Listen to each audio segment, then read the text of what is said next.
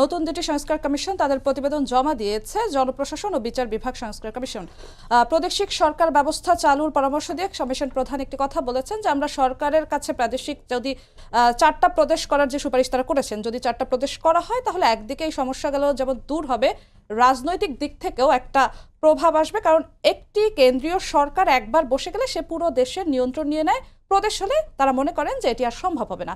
আপনারা কি মনে করেন 4টি প্রদেশ চিন্তা মজা করে চিন্তা করা, স্বপ্ন দেখা? আমি তো স্বপ্ন বললাম এটা, এবং এইটা হলো মূলত বাংলাদেশের মানুষকে বিভ্রান্ত করে নির্বাচনটাকে দীর্ঘায়িত করা।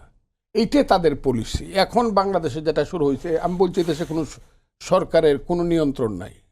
বললাম আমি, এই দেশটা অন্ধকারের দিকে ডুবে গেছে, যাচ্ছে, এবং সেই দেশটাকে উদ্ধার করতে হইলে এখন এই মুহূর্তে সিদ্ধান্ত নেওয়া উচিত জনগণের ভোট কবে হবে এবং জনগণের প্রতিনিধিরা কখন দায়িত্ব নেবে।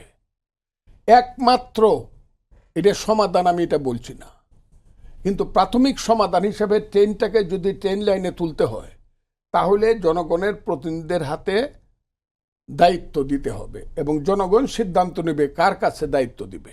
এইটা না করে আপনি আমাকে যত কথাই বলেন, আমি আপনার ওই যে কারা করলো প্রশাসন, এদেরকে 30 বছর রাজনীতিবিদরা পড়াইতে পারবে। 30 বছর বললাম, পার্লামেন্টে যারা বসবে, this is the duty of the parliament. দেশের সংবিধান পরিবর্তন করা চায়, ও তো বড় দায়িত্ব নিয়ে নেবেন, দেশে 4টা প্রদেশ করে দিবেন, এই করে আপনারা নিয়ে নিবেন। বাপ দাদার নাম নাই, চাঁদ মল্লের বিয়াই, আপনাদের দায়িত্ব দিছে কে? বাংলাদেশ প্রদেশকে সামান্য কিছু দায়িত্ব আছে আপনাদের, এবং যে দায়িত্বই পালন করেন সবগুলো দায়িত্বের পরিপূর্ণ যৌক্তিকতা এবং এইটা সাংবিধানিকভাবে বাস্তব প্রেক্ষাপটে পৌঁছবে তখনই যখন পার্লামেন্টকে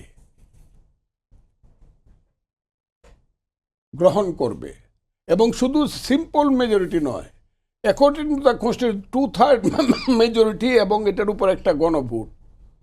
যাই করেন পার্লামেন্ট কিন্তু এটাকে এন্ডোর্স করতে হবে। পার্লামেন্ট এন্ডোর্স না করলে, আজকে আসেন খুব শক্তি দেখাইতেছেন, 3 বছর পরে, 1 বছর পরে, 2 বছর, 3 বছর, 5 বছর পরে যখন পার্লামেন্ট আসবে তখন তাদের ধারস্থ হতে হবে যে আমরা যে কাজগুলো করেছিলাম সেই কাজগুলো আপনারা আইনগতভাবে এন্ডোর্স করেন। তা না হলে যারা আজকে এই কাজগুলো করছে তাদেরকে আইনের কাছে, ইতিহাসের কাছে জবাবদিহি করতে হবে।